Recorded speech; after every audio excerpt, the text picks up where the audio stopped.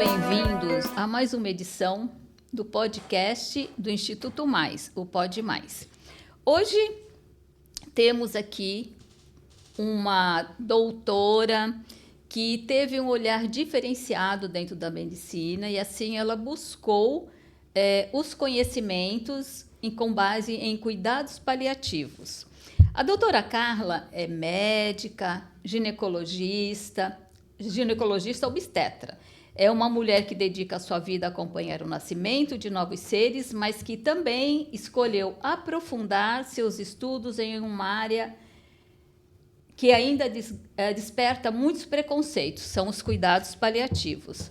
E além dela ser médica, ela gosta também de teatro, de cinema, de ler, estudar, fez pós-graduação em filosofia pela PUC do Rio Grande do Sul e sempre está em busca de aprendizagem, além dos tecnismos da medicina, que eu achei uma palavra assim fantástica, né, que ela trouxe para nós. Então, hoje, vamos aqui na edição com a doutora Carla. Antes de mais nada, eu gostaria que você contasse um pouco de você para nós e depois nós entramos nas demais perguntas. Boa tarde a todos. Muito obrigada, Rosângela, pelo convite, o prazer é nosso. Pelo retorno à casa, né? Isso. Participei ano passado falando sobre a campanha do câncer de mama. Sim. Gostei muito da experiência, então é uma gratidão enorme voltar aqui e poder participar e falar um pouquinho mais do meu trabalho, sobre a minha vida. Uhum. Bom, você me perguntou quem seria eu, né? Quem é você? Nos dias atuais, digamos assim. O Instituto ele trabalha muito com assim, o futuro é nosso presente. Isso é um slogan, né? E eu acho um slogan muito forte, né? Que depende muito do que a gente faz no hoje para que no amanhã você tenha aí o seu legado, sua história, né? E pensando na sua história, né? Você poderia iniciar um pouco quem você é no hoje, para depois a gente voltar lá para trás. Muito bem, então vamos lá. Quem eu sou no hoje, né? Eu costumo dizer que eu não gosto muito de confundir o... Não é confundir, eu não gosto de falar só o lado profissional, porque Sim. Eu acho que a gente não pode separar. Eu acho que eu sou, ao mesmo tempo que eu sou a médica, eu também sou a professora, eu sou a mãe, eu sou filha, eu sou irmã, eu sou sobrinha, eu sou amiga. Então, são múltiplos papéis que a gente tem na vida, né? E eu acho que todos têm uma comunicação entre si. Então, a gente não é uma coisa só. Mas vamos focar, assim, a princípio, no lado profissional, né? Então, assim, eu sou médica formada há 18 anos, sou especialista em ginecologia e obstetrícia e tenho subespecialização em ginecologia endócrina. E, recentemente, eu comecei, como diz minha família, outra pós-graduação, mas você não para de estudar, né? Então, assim, eu acho que eu tenho essa característica, esse espírito inquieto, né? Sempre procurando algo mais, algo diferente. Eu não sei ficar quieta, né? No meu canto, né? Então, eu iniciei uma pós-graduação ano passado, em março de 25, em cuidados paliativos. Tá? E como eu comentei, né, anteriormente, né, nos nossos bastidores, né, Sim. Uma questão curiosa. É uma pós-graduação num instituto bastante respeitado lá em São Paulo, composta por multiprofissionais, né, não temos só médicos, apesar de que a maioria é formada por médicos. Sim. E quase todos ali são especialistas em UTI, né, que a gente chama de intensivista, são oncologistas, né, cuidados com câncer. E poucos, assim, na verdade, só duas, né? Eu e uma médica da região do Nordeste, que somos ginecologistas e obstetras. Dentro do curso. Dentro do curso, Sério? né? Aí temos psicólogos, enfermeiros, temos Sim. fisioterapeutas, dentistas. E isso gera uma curiosidade muito grande, né? Porque que pessoas que trabalham com pré-natal, parto, que seria o início da vida, né? Sim, Por que essas pessoas se interessaram, né, em fazer cuidados paliativos, que é um tema assim que ainda tem muito mito, muitas dúvidas e, de certa forma, bastante desconhecimento da população sobre o que seria, de fato, os cuidados paliativos. Sim, exatamente. Cuidados paliativos, eu imagino o que possa ser no nosso dia a dia. mas não tenho tanto conhecimento quanto o qual você já foi buscar e fazer, né? Tentar aplicar no seu dia a dia, né? Porque a doutora, ela traz vidas ao mundo, né? Então, por que essa curiosidade? Por que ela foi fazer isso, né? Diz para nós de onde surgiu, o porquê surgiu, né? Essa vontade sua, né, de querer estudar sobre. Bom, vamos falar sobre isso. Desde a época da faculdade, eu lembro uma situação que eu passei quando eu estava, acho que no 5º ano da faculdade. Faz tempo isso, não vou falar data aqui. Tá certo? Também não precisa, porque não precisa. Médico estuda muito, né? É a faculdade, a residência, é o 1, é o 2, é o 3, as especializações, eles não param nunca de estudar, isso é fantástico. É verdade. Eu lembro de uma situação que eu estava passando visita com um professor na enfermaria de hematologia e nós tínhamos que dar um diagnóstico difícil para uma paciente de um câncer hematológico, um câncer no sangue, tá? Sim. É o grupo dos linfomas, das leucemias. E eu lembro que eu estava acompanhando esse professor, entramos no quarto e ele falou para a paciente, olha, a senhora está com um câncer avançado, espalhado no corpo inteiro, não tem mais o que fazer, é só aguentar os finalmente e paciência, sinto muito. E fechou a porta do quarto. Eu vi aquela cena, fiquei emudecida. Saímos do quarto, não deu 1 minuto, escutamos um barulho no quarto. A paciente desmaiou e caiu no chão. Nossa. E aquilo ficou muito, assim, forte em mim. E levei aquilo assim... Mas é assim que a gente dá uma notícia para um paciente? É desse jeito que se aborda, né? E aquilo me incomodou muito, faz muitos anos, e até hoje... Você perguntando, né? Eu consigo reviver você sentiu a situação. E aí, agora, indo um pouquinho mais para frente, né? Lembrando de algumas coisas da minha parte profissional que eu passo no meu dia a dia, né? Eu tenho um motivo pessoal também, que eu vou falar um pouquinho mais adiante. Sim. Mas eu estou falando ainda da parte profissional. Como que eu dou o diagnóstico? Eu acho interessante, quando a gente está falando com um público não médico, falar sobre experiências. Tinha uma paciente, uma vez, que ela tinha um filho de 3 anos com autismo severo. E essa moça engravidou pela 2ª vez. E essa criança, nós conseguimos fazer o diagnóstico durante o pré-natal. Essa criança nasceria com síndrome de Down, que é a trissomia do cromossomo 21. Como que eu ia dar essa notícia? Me preparei, li algumas coisas. E eu, no momento da notícia... eu só consegui chorar junto com ela. Eu abracei e nós choramos juntas. Porque eu fiquei pensando nos aspectos não médicos, né? Mas como seria ela ter um 2º filho numa condição difícil de lidar no dia a dia, como era o primeiro, né? E eu chorei junto com ela e não me sinto nem um pouco envergonhada por ter chorado junto com ela. Então, quando eu tenho vontade de abraçar meus pacientes, de chorar junto, de rir junto com elas, eu faço isso. Eu não penso 2 vezes. Que lindo. Sem medo de mostrar vulnerabilidade ou fragilidade. Sim. E o meu motivo pessoal de realmente iniciar essa pós-graduação em cuidados paliativos foi a perda do meu companheiro, dia 30 de outubro de 2024, de leucemia mieloide aguda. Nossa. Né? Então, eu perdi o meu companheiro após 7 meses de luta dentro de um hospital maravilhoso lá em São Paulo. Não tenho do que reclamar da assistência, assistência médica, assistência técnica. Mas foram 7 meses de muito sofrimento, de muita dor.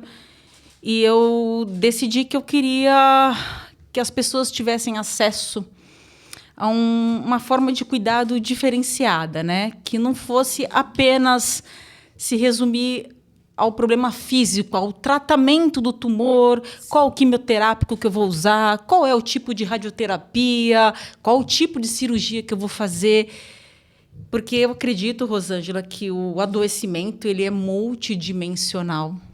Né? Sim. Quem acredita que a doença ela afeta apenas determinado segmento do corpo ou só a parte física mesmo, é uma pessoa que não compreendeu o que é o adoecer.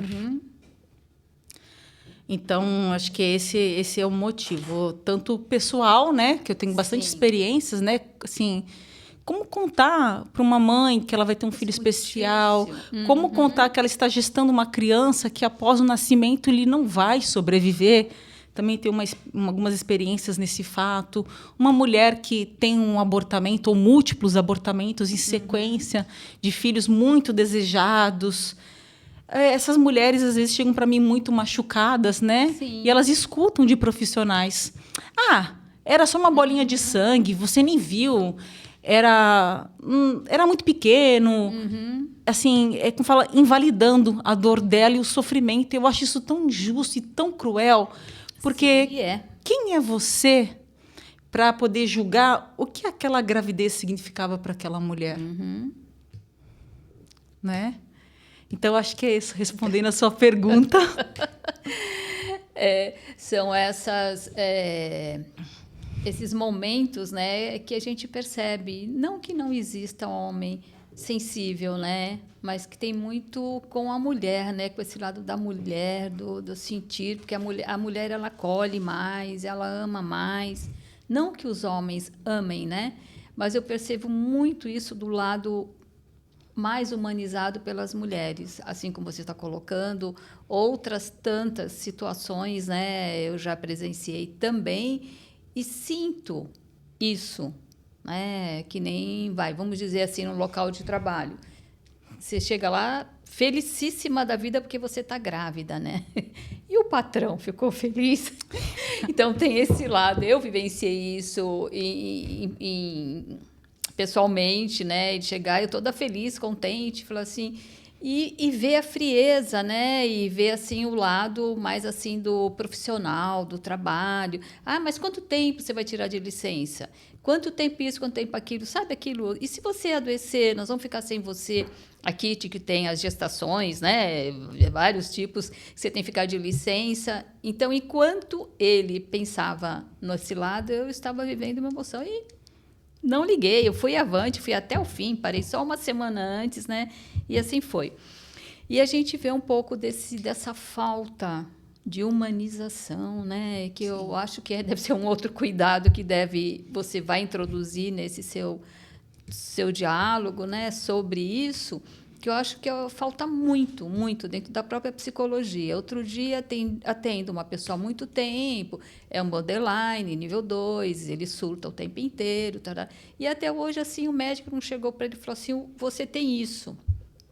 Ele falou, aí ele me perguntou, o que eu tenho realmente? Eu sou psicóloga, né? Mas conheço o psiquiatra dele e tudo. Falei assim, eu quero a verdade, ele fala. Então, eu falei, você tem direito de saber a verdade. Eu tenho cura? Falei, não. Não tem cura, está dentro de uma esquizofrenia. E falei para ele. E foi difícil para mim, mas, ao mesmo tempo que foi difícil, eu acho que foi uma coisa importante eu passar para ele isso. Né? Pô, ele tem o direito de saber. Tá? É um cuidado paliativo também, penso eu, de fazer ele ver a realidade. Mas e os remédios você vai tomar? E as terapias você vai continuar fazendo, que é isso que vai sustentar você. Né? Então, é isso. E dentro dessa... Né, que eu vejo assim, que você é uma doutora gineco, né? Você falou também endócrina, né? Mas você traz vidas ao mundo, né? Isso assim, é algo assim, nossa, para mim é divino, né? É algo milagroso, né? A gente vir ao mundo. Como foi, né? Você traz vidas e o que te buscou a querer esse cuidado paliativo? Então, essa vontade de... Primeiro, assim, acho que a gente precisa definir, as pessoas acham, né, erroneamente, e por falta de compreensão mesmo, que cuidados paliativos é naquela fase em que a medicina não tem mais nada a fazer. Isso, que esse é o pensamento. É o pensamento geral, né? E eu entendo os porquês disso, né? E é isso que precisa ser mudado, isso tem que ser modificado. Tá? Então, assim, onde é que entra os cuidados paliativos? Então, todas as vezes que a pessoa ela recebe um diagnóstico, né, de alguma doença que a gente chama de ameaçadora da vida, né? Então, neste momento, a gente já é factível entrar com os cuidados paliativos. Então, acabou aquele conceito, né, errado. Não é que acabou, na verdade, ele nunca existiu. Ele foi interpretado de forma equivocada, de que era para pacientes terminais, em que não havia mais nada o que fazer. Então, é assim, o paciente recebe um diagnóstico de uma doença ameaçadora de vida. Mas ainda há possibilidade de terapia, que a gente chama de tratamento modificador do curso da doença. Sim. Então, assim, a medicina convencional vai lidar com um ataque direto àquela doença. Vamos pensar num cenário bem fácil que todo mundo compreende com facilidade, que é o câncer. Tá? Sim. Lógico, há outras doenças, né, neurodegenerativas, como a esclerose lateral amiotrófica, esclerose múltipla, a doença pulmonar obstrutiva crônica, a insuficiência cardíaca. Há outros diagnósticos que cabem dentro dos cuidados paliativos. Mas vamos escolher o câncer, que é bem fácil de compreender. Então, assim, vou dar um exemplo bem da minha área. Uma mulher recebe um diagnóstico de um câncer de mama, por exemplo, tá? Então, ela vai passar por um estadiamento, que é para compreender em que fase que está essa doença, porque a compreensão da fase vai possibilitar um planejamento terapêutico. Se eu vou fazer cirurgia, radioterapia, quimioterapia, como é que eu vou abordar essa mulher? Então, a medicina tradicional, que aí seria formada pela equipe dos mastologistas e dos oncologistas, né? Como é que eu vou atuar nessa parte? E aí, nesse momento do diagnóstico, já é cabível a entrada da equipe de cuidados paliativos. Por quê? A equipe de cuidados paliativos ela vai cuidar do bem-estar do paciente durante essa jornada. Né? Então, assim, enquanto o médico lá, o oncologista, está planejando quanto de quimioterapia que vai fazer, quantos ciclos, como é que vai fazer a cirurgia, que quadrante que vai tirar, se vai tirar a mama inteira, como é que vai fazer, a equipe de cuidados paliativos ela tem a expertise de lidar com os sintomas daquela doença. E veja bem, não são apenas sintomas físicos. Tá? Então, assim, são sintomas também que a gente chama de... A gente fala assim, as múltiplas camadas, tá? Então, tem sintomas sociais, emocionais, familiares, não só apenas a parte física, que também compete à equipe de cuidados paliativos. Sim. Então, vamos lá. Sintomas físicos que essa paciente vai apresentar ao longo da evolução da doença dela. Uma náusea refratária, por exemplo. Dores no corpo, que não melhoram com analgésicos simples. Queda de cabelo, prurido, que são coceiras no corpo, que não difíceis de se resolver e não tem nada a ver com alergia. Sim. Cansaço, pode desenvolver, dependendo da sintomatologia, não outros tipos de câncer, uma tosse também refratária, que não resolve com qualquer tipo de xarope. Então, eu preciso ter um conhecimento técnico baseado na medicina, baseado em evidências de como eu vou abordar esses sintomas. Sim. Porém, ao mesmo tempo, eu não devo esquecer das outras camadas. Por exemplo, a equipe de cuidados paliativos, que é multiprofissional sempre, não é formada só por médico de jeito nenhum. Sim. Nós precisamos de todos juntos, tá? Sim. Então, a equipe vai se reunir e vai abordar também, por exemplo, a família, né? A família, como que a família está lidando com o diagnóstico? A família já pensou da possibilidade da perda desse ente querido? Como é que vai fazer? E se essa pessoa for, que a gente fala que é o chefe de família, o provedor ou a provedora? Quem vai prover o sustento dessa família enquanto essa pessoa não está com capacidade laborativa? A parte emocional, com o sofrimento mesmo. Como é que você está se sentindo? Quais são os seus medos? Quais são as suas preocupações? E também, que é muito interessante, a parte espiritual, e que nada tem a ver com uma religião específica. Né? A parte espiritual tem a ver mais com um propósito de vida. E aí cabe a abordagem, não importa se a pessoa ela é budista, se ela é cristã, se ela é ateia. Isso não faz a menor diferença na nossa abordagem. Né? O início e o fim, né? Exatamente. Iguais, né? Então, tem que ser essa abordagem. É muito... O pessoal, às vezes, acha assim, ai, que mórbido falar sobre morte. Eu não concordo com isso, que eu acho que a gente pode falar de morte com com responsabilidade, com carinho, com acolhimento. Eu acho que é bem por aí. Sim. E aí, você falando tudo isso, né? Eu fico, né? Corpo, alma e mente mesmo. Né? Acho que sempre é uma tríade, né? Que é um segredo para a vida, né? Aí eu fico pensando, né? Dentro de todas essas situações pelo qual o paciente está vivenciando, acho que tem muito fator aí dentro da mente, não tem? Tem, com certeza. É por isso que eu falo que a abordagem tem que ser multiprofissional. Exatamente. Não pode ser um foco só, né? Um profissional somente atuando, né? Precisa de uma equipe. Exatamente. Multiprofissional. E também, inclusive, os sintomas físicos, eles são mais suaves ou exacerbados, dependendo da parte emocional e familiar do paciente. Sim. Né? Então, assim, eles estão todos interligados. Um ligado no outro. Não tem como você separar. Se você separar, o tratamento vai ser incompleto. Então, assim, nada a ver esse conceito de que cuidados paliativos é fazer carinho, coitadinho, que dó. Não é isso, de jeito nenhum. Né? Muito pelo contrário. Que dó, coitado, a cabeça da pessoa que está com problema de saúde, diante de todas essas situações que você colocou, né? Nossa, ele se sente assim frágil, né? Muito frágil, fragilizado frente a... Ele pode se fortalecer, porque ele se fortalecendo, com certeza, ele vai melhorar o quadro clínico dele. Seria isto? Exatamente. Eu quero retomar algo que ficou faltando eu falar no começo. Sim, pode que falar. É assim... antes de fazer ginecologia e obstetrícia, eu fiz medicina de família e comunidade, né? Então, eu trabalhava, né, com população geral, idosos, pessoas acamadas, crianças.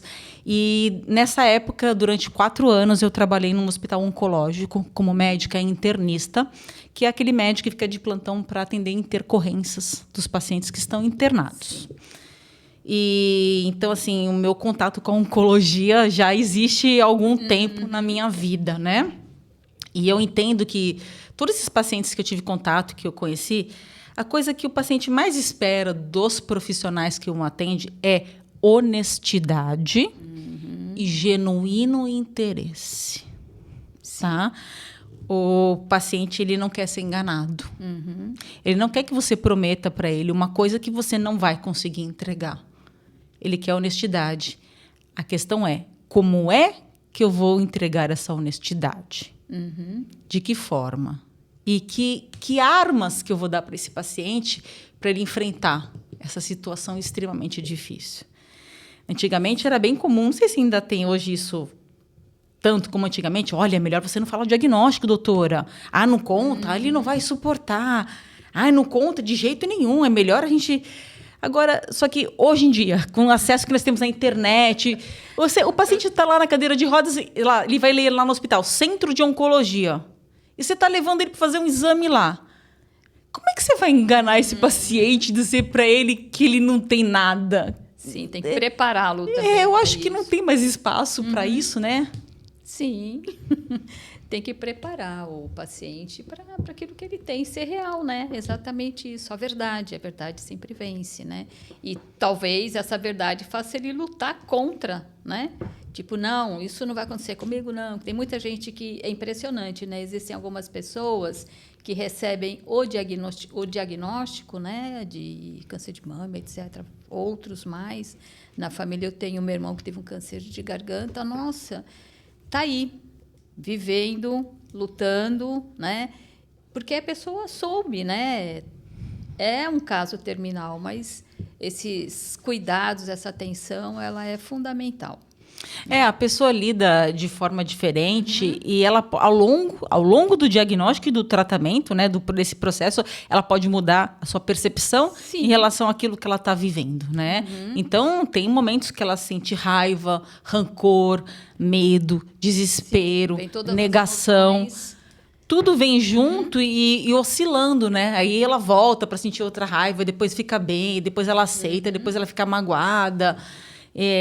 vai mudando ao longo do tratamento e a equipe tem que estar preparada para lidar com isso. Muito, né?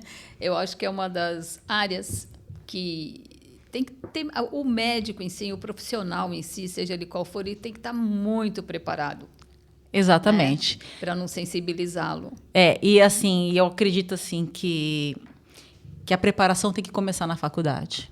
Tem que começar durante a graduação. Eu não tive essa preparação.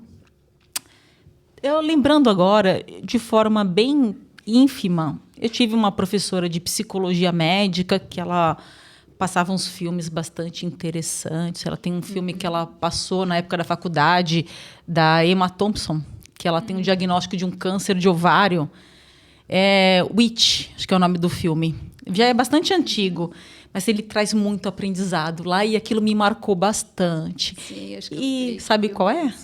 Esse filme é muito interessante. E eu costumo dizer que eu me sinto na obrigação, na verdade, de preparar os meus alunos na faculdade desde já. Sim. Né? Desde a graduação. Que é para não passar aquilo que eu passei, né? Desse diagnóstico que a paciente caiu da cama e desmaiou. E eu achei aquilo de uma insensibilidade, assim, absurda. Exato. Então, não vou dizer para você que é fácil dar notícias difíceis. É difícil para todo mundo, mas tem como aprender. Tem como você ter um treinamento para fazer isso da melhor forma possível. E você não vai ter recursos se você não for uma pessoa que goste e que se interesse por assuntos além da técnica. Então, eu gosto muito... Tem um neurocientista, um professor na internet muito famoso, chamado o professor Pedro Calabres, que ele fala assim, que a parte técnica, isso é o mínimo que eu espero de você. A parte técnica, ela é uma condição sine qua non. Ela tem que ser excelente, ponto final. E você precisa desenvolver a parte humanística. Do trato, do cuidado. E você não consegue se você não se interessar por um assunto chamado comportamento humano. Acho que é isso aí. Bem por aí, bem lembrado. Essa importância, né? Porque a técnica, realmente, acho que a faculdade ela dá a base, né? Aí você que busca. E o maior conhecimento está dentro da prática, da técnica, do conhecimento, do estudo, né?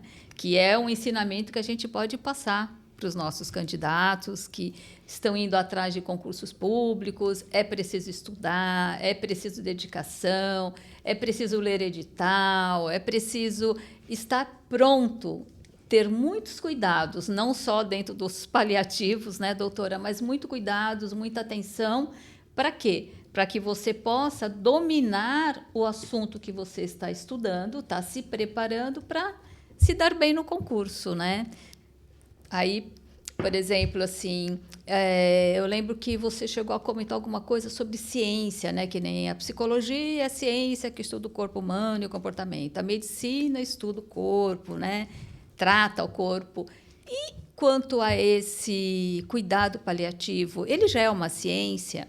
Já está comprovado? Como é que é isso? Conta para nós. Eu estava assistindo recentemente uma apresentação da Ana Cláudia Quintana Arantes, uma das médicas pioneiras de cuidados paliativos. Ela é bastante conhecida na mídia, né?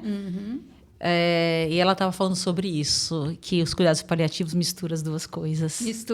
Mistura a parte técnica, né, que obviamente envolve a medicina baseada em evidências, né? Sim. Então essa parte é quando eu testo o que funciona e o que não funciona em determinado tratamento.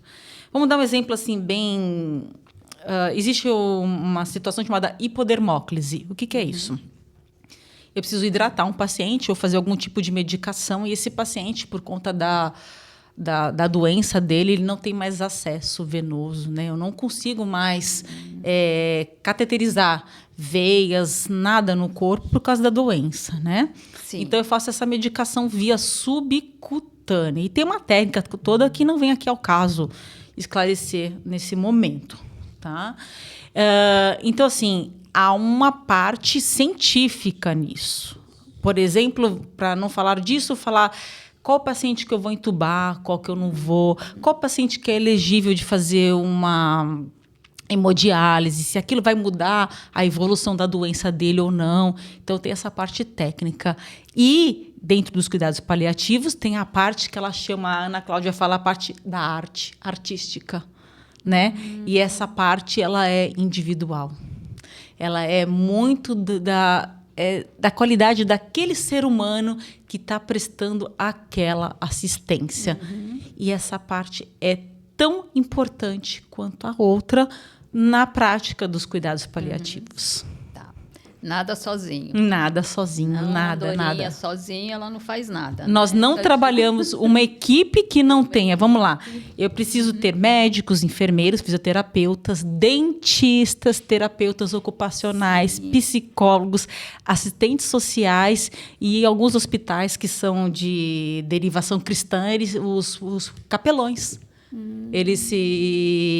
O capelão ele faz parte da equipe de cuidados paliativos. Ah, sério? No atendimento aos nossos pacientes. Tá, Sim. interessante. Sobre capelões, né? Eu não sabia o que era.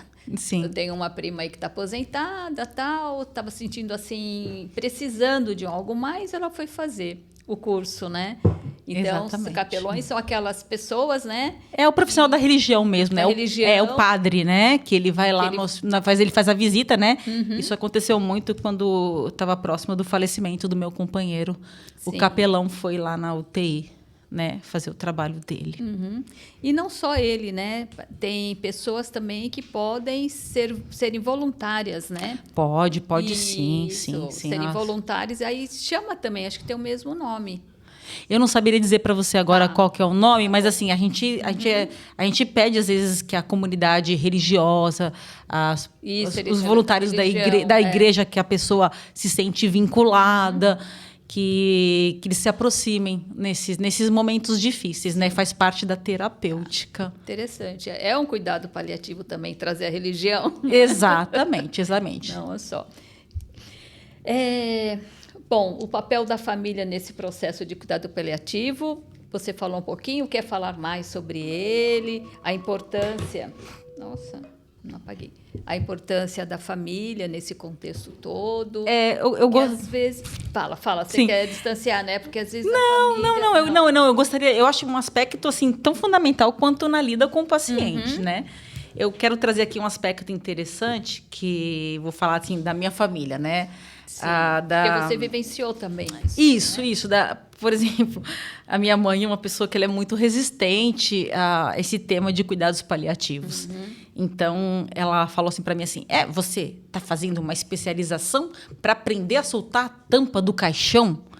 Não precisa disso tudo, é só, como ela diz, é só apagar a luz. Né? Que não precisa fazer tudo isso. E ela tem muita resistência, porque no entendimento dela, eu acho que santo de casa não faz milagre, né? Eu tento conversar, mas ela não me dá abertura para falar sobre isso. Então, ela acha que no entendimento dela, que a gente tem que lutar assim até o último segundo. Mas não é essa a abordagem ideal, né? Porque alguns procedimentos a gente chama de distanásia, né? Thanos é morte, dis seria o contrário. Tem a ortotanásia, que é a boa morte. Tem o conceito da eutanásia, que aqui no nosso país, eu acho que não dá nem para entrar hoje no assunto, né? Que seria a morte assistida. No nosso país isso aí não é permitido. Tá? Mas, assim, alguns procedimentos a gente chama de distanásia, que eles não melhoram a qualidade de vida do paciente nada, eles não modificam a evolução da doença e trazem sofrimento. Tá? Então, assim, para que eu vou fazer uma determinada quimioterapia nesse paciente que eu já sei, comprovado cientificamente, que não haverá uma resposta? Para que eu vou introduzir uma medicação naquele organismo que vai causar danos, dores horríveis no corpo, vômitos, diarreias que não melhoram com nada, sendo que aquela quimioterapia não vai modificar a doença? Então, é isso que eu noto uma resistência na minha família, como eu falei, e também em muitos familiares, porque eles acreditam que não fazer algumas coisas seria um tipo de abandono, e não é essa a visão. Ao contrário disso. É não empregar técnicas que não vão melhorar em nada e às vezes podem até piorar a qualidade de vida daquele paciente. Então, nós notamos, assim, em muitas famílias, né? A gente fala que é um racha entre elas, né? Uma parte aceita o que a gente fala e compreende, e uma outra parte não. Não, eu quero que faça tudo que está disponível na medicina, eu quero que entube, eu quero que faça todas as medicações que vocês conhecem. E é bastante difícil lidar com isso. Tá? Imagino que seja. É bastante difícil e não significa aceitar, né? Cuidados paliativos não é assim, a família quer que faça isso, então nós vamos fazer. Não. Nós estamos disponíveis para esclarecer tudo a respeito daquele quadro clínico, quais são as terapêuticas disponíveis e o que é possível fazer por aquele paciente. Tá? Então, há, sim, bastante judicialização. Eu acho que aí também é uma fronteira com a minha especialidade número 1, que é a obstetrícia, né? Tem bastante judicialização. Trazer vidas. E aí, em cuidados paliativos também tem bastante, né? Porque a gente escuta toda hora, vou processar o convênio, vou processar não sei o quê, tudo vou processar. Então, tem muita reatividade. Então, eu acho que quando a gente chega de coração aberto para a família, que eles veem que a gente está ali para eles e por eles. Eu acho que essa reatividade dá uma arrefecida, né? E eles conseguem abrir os ouvidos de verdade para ouvir o que a gente tem para trazer para eles, para fazê-los compreender que o nosso trabalho não tem nada a ver com abandono, o oposto disso. O nosso trabalho tem a ver com o cuidado genuíno e verdadeiro para minimizar o sofrimento daquele paciente, quando não há mais nada que a medicina técnica possa fazer em termos de curar aquela doença. Né? Acho que eu respondi. Respondeu. Esse cuidado paliativo que você está falando, né, com base nisso que você acabou de falar, né, ele seria realmente o quê? Qual é esse tipo de cuidado paliativo? Você, assim, por exemplo, sei que você gosta de ler bastante, ao cinema, teatro, né? Leituras. Você tem alguma coisa assim que você trouxe? Sei que você tem um TED que fala, uma reportagem que você fez que possa demonstrar um pouco isso? Então, essa experiência é bastante interessante. Eu posso contar para vocês, né? Tá. Tem um tema que eu dou aula em 2 faculdades de medicina aqui do litoral, e em uma delas me cabe falar sobre o rastreamento do câncer de mama e do câncer de colo, né? E é um tema assim bastante técnico, que tem muita nomenclatura, e eu fiquei me pensando assim, como é que eu vou fazer os alunos prestarem atenção nesse assunto sem ficar com sono, né? Eu costumo dizer, eu dou aula geralmente segunda-feira de manhã e sexta-feira de tarde. Segunda-feira de manhã ninguém queria chegar, e sexta-feira de tarde todo mundo está querendo ir embora, né? Sim. Então, para manter a atenção dos alunos é um desafio bem grande, né? Sim. Então, tem uma aula que eu decidi fazer dessa forma, né? Que eu começo mostrando um TED Talks da Michele Soares. Não sei, você quer mostrar aí pra gente? Consegue? Você consegue? Mostrar? Então, tá bom. Tá disponível no YouTube, tá? É da Michele Soares. E ela é uma paciente, né? Ela já faleceu. Ela faleceu em janeiro de 2023. Sim. E ela conta como sendo uma paciente que teve o diagnóstico do câncer de mama aos 28 anos de idade. E ela conta da experiência dela nessa situação, né? Como a abordagem dos profissionais que a atendem e como que ela lida com isso. E ela fala várias coisas muito interessantes, como, por exemplo, ela fala sobre olha lá, ele está conseguindo projetar aqui para a gente. Ana Michele Soares, chama-se Enquanto Eu Respirar. E ela fala que todos nós sofremos de alguma coisa. Ela fala a gente sofre de finitude crônica, né? Então, o que eu acho interessante? A gente nunca sabe quando a gente vai partir, né? Em que circunstância? A gente não sabe. E eu queria trazer para vocês uma frase que eu acho muito linda, que é do nosso escritor Guimarães Rosa, que ele fala assim: Eu vou ler aqui para não perder nenhum. Não, é bem curtinho. O real não está na saída nem na chegada. Ele se dispõe para a gente no meio da travessia. Ai, que lindo. Né? Então, e ela fala nesse TED Talks todo as delícias da vida, né? E a gente vive no piloto automático e de entregar relatório e trabalhar. Sim. E a gente esquece de valorizar coisas pequenas do dia a dia, né? Como lembrar de um carinho para a mãe, para o pai, tomar um café com os irmãos, chamar uma amiga para passear, ler um livro gostoso. É muito lindo, eu recomendo que todos vocês vejam. E eu vou te contar uma coisa que eu faço no final da aula. A gente termina, né? Esse TED dura 16 minutos. E ao término dele, eu falo assim para os alunos, peguem o celular de vocês. Aí todos eles pegam, aí eu falo assim, escolham uma pessoa do WhatsApp. Uma pessoa que vocês amem. Eu falei, pode ser qualquer pessoa. Avô, avó, pai, mãe, namorado, esposa, marido, irmão, sobrinho. Escolhe uma pessoa. E vocês vão escrever agora, eu te amo muito. Que bonitinho. E aí eles fazem isso. Aí eu falei, depois vocês ligam para essas pessoas e explicam o que era. Senão eles vão ficar preocupados achando que aconteceu alguma coisa, né? Sim. Porque eu quero ensinar para eles que o valor tá no agora. Tá na experiência que eu estou vivendo agora. Senão a gente fica muito assim ansioso, pensando no futuro, e a gente está sempre correndo, Sim. né?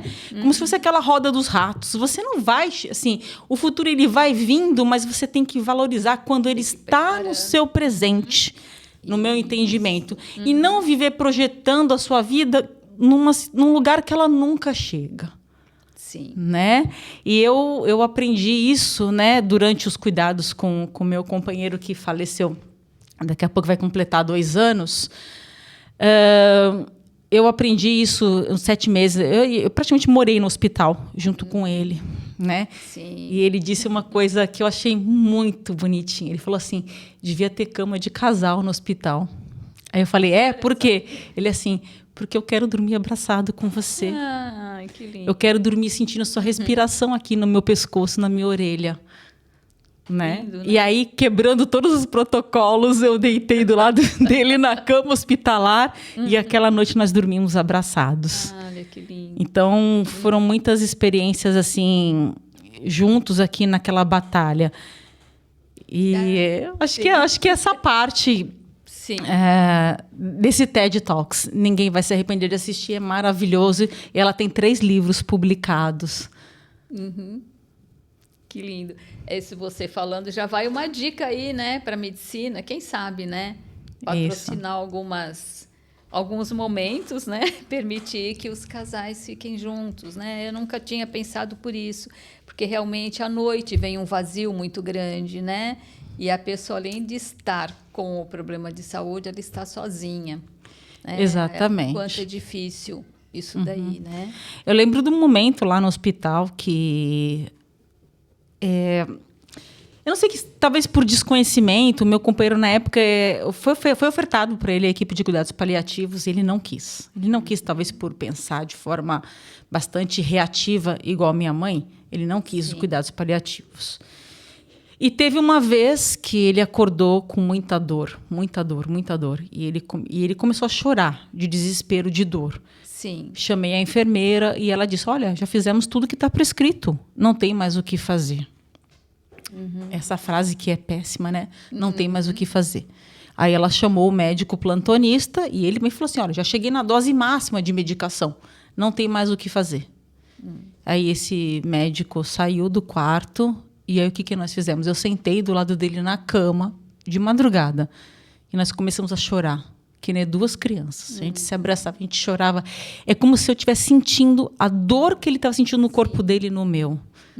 Então, eu acho que cuidados paliativos existe para evitar isso, né? Sim. Para evitar... Porque há conhecimento técnico para minimizar a dor física. Sim. E esse conhecimento não é amplamente difundido para a formação geral dos médicos. Talvez fosse um item, né? Para fazer parte do currículo, né? Exatamente. Do planejamento escolar, incluir, né? E hoje em dia o mundo ele tá numa evolução muito grande, né? E está se focando muito nessa humanização, né? Olhar para o outro e pensar que o outro está doente, mas que eu também, a qualquer momento, posso estar, né? Eu acho que quando a gente fica no lugar do outro, a gente tem um aprendizado maior, de maior valorização com a vida. Isso é bastante importante. A única parte difícil disso tudo, que eu gostaria de comentar, é porque, assim, hoje nota-se uma insatisfação muito grande, né, dos pacientes, que eles falam assim, o médico nem olhou na minha cara. Sim. Nem me examinou, nem ouviu o que eu tinha para falar. Eu acredito que ninguém faz medicina genuinamente para agir dessa forma. Quem escolheu a profissão por desejo mesmo de cuidar do próximo, não faz medicina com esse intuito de atender alguém em 5 minutos. Isso não tem nada de humanidade. Sim. O problema é a pressão que a gente sofre, né? E agora eu vou falar do lado dos profissionais. Tem os dois lados, né? Isso. Falar do lado dos profissionais, porque eu formo profissionais da área médica também, né? Então, há uma pressão muito grande para que eu falo que é o fast food da medicina, né? Então, assim, as operadoras de saúde, elas nos pressionam para atender, por exemplo, 5 pacientes por hora. E eu fico pensando assim, como é que eu vou atender 5 pacientes dentro da ginecologia obstetrícia, que a paciente precisa ir ao banheiro, tirar sua roupa, deitar, ser examinada, 12 minutos. Como é que eu vou ver as angústias dela, os medos, explicar tratamento, explicar por que eu estou pedindo determinado exame e ainda por cima examiná-la? Sim. Eu gostaria que as pessoas entenderem que isso é humanamente impossível. Não dá para você atender de forma digna alguém assim. No pronto-socorro, então, é uma pressão violenta, assim, de pessoas insatisfeitas. Eu entendo a insatisfação dessas pessoas. Sim. Elas estão com dor, estão irritadas, o corredor está cheio e elas são agressivas, elas xingam, batem na nossa porta, dão pontapés, né? Porque, assim, elas querem que a gente atenda os pacientes em 5 minutos, mas quando for na vez delas, elas querem demorar. Né? Querem ser ouvidas. Querem ser ouvidas, quando, na verdade, todos deveriam e merecem ser ouvidos. Então, nosso sistema de saúde, no meu entendimento, ele está bastante equivocado, né? Então, assim, cria-se uma insatisfação e a relação médico-paciente fica muito, muito, muito prejudicada.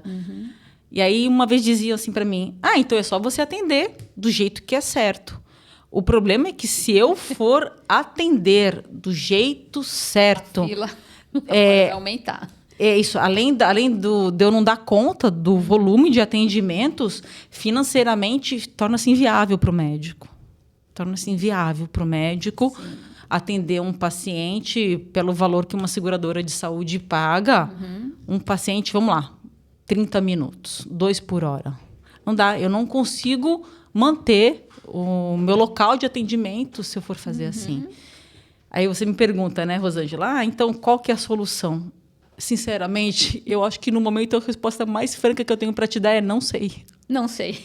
Não sei. E você falando isso, você sabe que eu tô aqui matutando, né? Já pensei, foi passando um filminho na minha cabeça. Então tá na hora, né, daí do país, né, de quem governa o país, pensar em alguém que antecede ao médico, né? Talvez excelente. O que seria um ouvinte, não só, né? Alguém que tenha um curso de enfermagem, por que não um técnico de enfermagem? O enfermeiro não, que o enfermeiro ele já tem uma boa ocupação dentro de um hospital, né? Ele já tem uma atuação importante. Não que os demais não tenham, mas um que antecede ao médico, onde ele já pode medir pressão, etc. e tal. Fazer um pequeno histórico, ouvir aquela pessoa, porque o que a pessoa vai ao médico, ela quer ser ouvida, né? Entendeu? Faz um pouco isso, desse atendimento, e o médico já recebe. Hoje em dia é tudo online, né? Já faz lá no prontuário o que lê, e o médico, antes de chamar o paciente, já leu e já vem com o lado humanizado. Pois não, dona Antônia, a senhora tem isso, isso, isso. Aí a pessoa já... Falei, nossa, que médico. Você sabe que você falou uma coisa muito importante e eu concordo, assim, absolutamente. A medicina não pode ser centrada só no médico. A medicina centrada no médico... Os cuidados, porque não os cuidados paliativos. Exatamente. Ela até se torna uma... de tudo. Ela se torna uma prática injusta para os dois lados, tanto para os profissionais quanto para os pacientes. Sim. Eu tenho um carinho gigante pelo pessoal da enfermagem, sempre trabalhei muito bem com todos, técnicos e enfermeiros, né, cada um com as suas atribuições. E quando eu praticava medicina de família e comunidade, eu tinha a enfermeira que trabalhava comigo e era uma delícia, porque tem a consulta de enfermagem. Só precisa ser protocolado. Precisa ter um jeito certo de fazer para que a população aprenda não sei se é aceitar a palavra correta, né? Mas o enfermeiro, ele está preparado para fazer uma consulta. Sim, uma consulta de saúde. Isso. Tem os diagnósticos de enfermagem. Isso já existe na literatura há um bom tempo, mas a nossa medicina aqui no Brasil é muito focada no médico. Só visualiza o doutor... sendo que basicamente, os enfermeiros são os braços direitos, não é? O braço direito dos médicos. Com certeza. Dentro dos hospitais. Que eles conhecem tanto quanto, né? Mas tem um título diferente, né? Eu não trabalho sem enfermagem. Eu não consigo fazer nada sem eles, né? E eles são fundamentais. Eu gosto muito. Eu vejo na sua área, você precisa, né? Com certeza. De alguém dando uma assistência, preparar a ginecologia, né? Preparar o ambiente, vai cuidar, coloca o aventalzinho, né? Toda essa delicadeza que a gente precisa, né? No dia a dia. Nos cuidados do dia a dia, é verdade. É verdade. Ai, deixa eu dizer aqui, eu ia até falar para você falar alguma coisa sobre o passado e o futuro, né? Você até já falou algo sobre, né? Que o Instituto tem esse slogan, né? O futuro é nosso presente, né? E que mensagem você poderia estar deixando para essa quantidade de candidatos que vêm, que se preocupam, que estudam, né? Que buscam por algo melhor, né? No dia a dia deles, dentro desses cuidados paliativos? Olha, eu acredito assim que a parte técnica, né, que é o estudo da alguém que está prestando um concurso, a parte técnica tem que ser bem compreendida, mas eu gostaria de falar para as pessoas que não esqueçam da parte humanística. Todas as profissões têm essa sua parte, né? Sim. Então, assim, cuidar do próximo e cuidar de si mesmo. Também, né? Eu, como sou uma pessoa que já tive bastante desafios, né, na minha vida profissional, de preparação para provas e concursos, né? Eu faço provas para os meus alunos e eu falo para eles assim... Eu falo assim, se você for mal na prova hoje, eles ficam todos desesperados. Eu falei, o que vai acontecer? Eles assim, nada. Aí eles assim, como assim nada, professora? Eu falei, nada. Nada vai acontecer. Você vai ter uma outra oportunidade de estudar um pouquinho mais e reparar os seus erros. Sabe por que nada? Porque eu lido com isso. Eu lido com pacientes que têm doenças graves, com desafios. E essas pessoas realmente têm muita dificuldade de encontrar saída.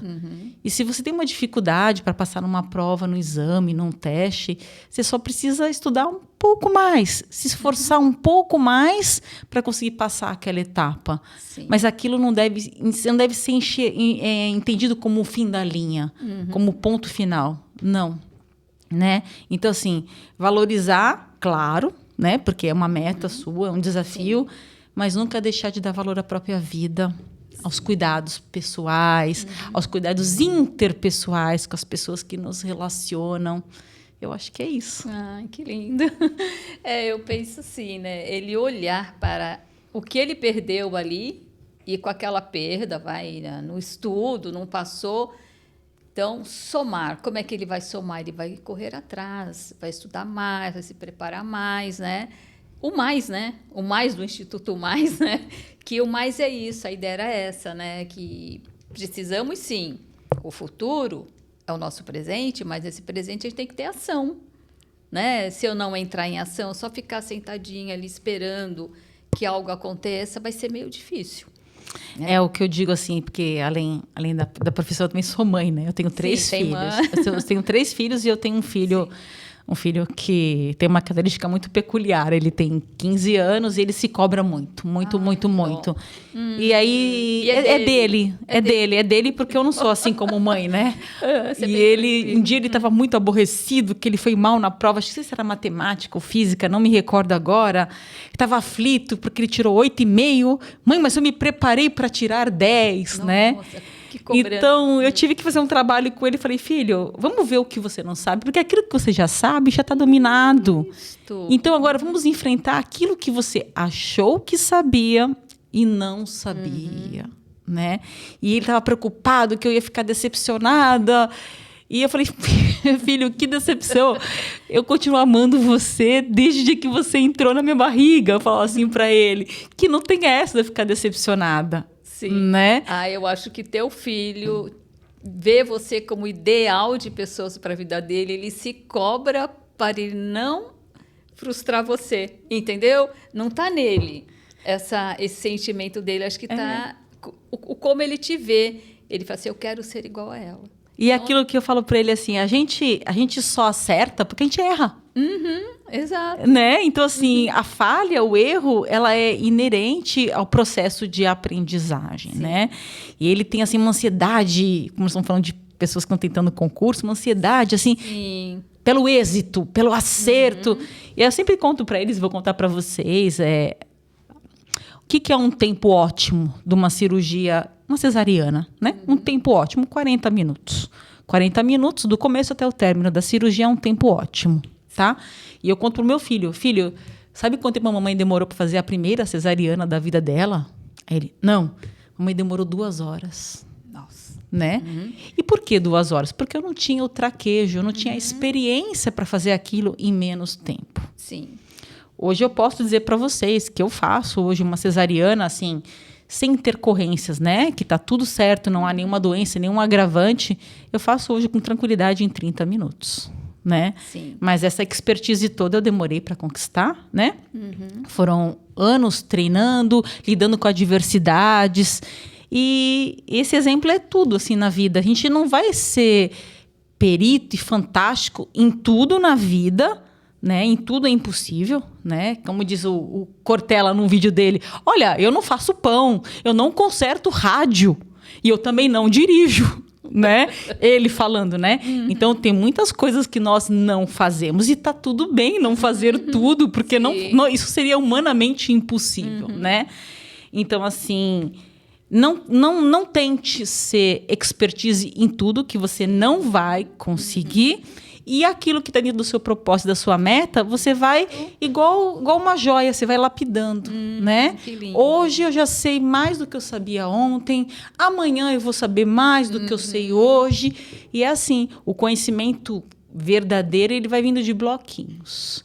E você tem que filosofar a respeito daquilo que você aprendeu. Sim. Senão, vai embora. Eu falo assim, tomou banho, o primeiro shampoo que passou, vai embora. Então, são bloquinhos de conhecimento que você vai devagar agregando um no outro. É isso. Fantástico, é fantástico. Eu acho que a vida é isso mesmo, é propósito, é busca, é olhar sempre para aquilo que não deu certo, porque não deu certo, você vê o ponto, buscar o porquê. A ansiedade, ela frustra muito, porque você anseia por algo, mas aquele algo, até você traçar esse caminho, até chegar lá, muitas coisas vão acontecer, né? Então, é sempre estar gerando esse propósito seu, sempre ir avançando nele, mas com um porém muito importante do que você colocou hoje, né? Humanizado, olhar para esse lado do humano, não só você como um ser humano, mas o outro que está junto com você, né? Sim. Como humano também, que precisa de nós, vai nos ajudar, vamos juntos, né? Fazer acontecer, sabe? E assim vai. E hoje você trouxe aqui um grande ensinamento para nós, né? Você vê que a gente se prepara, viu? Não pensa que a gente vem aqui, tem aí um preparo e aí a gente acaba observando que não conseguimos abranger tudo, né? Que precisa de mais, porque o conhecimento da doutora Carla, o meu conhecimento, ele é vasto, ele vai ampliar, né? E trouxemos um assunto de cuidados paliativos, né, para o nosso dia a dia, mas que esses cuidados paliativos não necessariamente só dentro da área da doutora Carla, não é isso? Sim. Mas sim uns cuidados paliativos com aquilo onde a gente convive e sempre com o olhar do humano, não é isso? Eu chamo que é fazer o que é possível dentro da nossa realidade. Fazer o que é possível. E é isso que é bonito. Dentro da nossa realidade. Né? Perfeito, maravilhoso. Eu só tenho a agradecer. Posso sugerir uma leitura? Por favor, vai sugerir uma leitura. Para as pessoas que gostam de ler, né? Sim. Já são livros que já têm alguns anos de publicados, né? Mas acho que para quem está...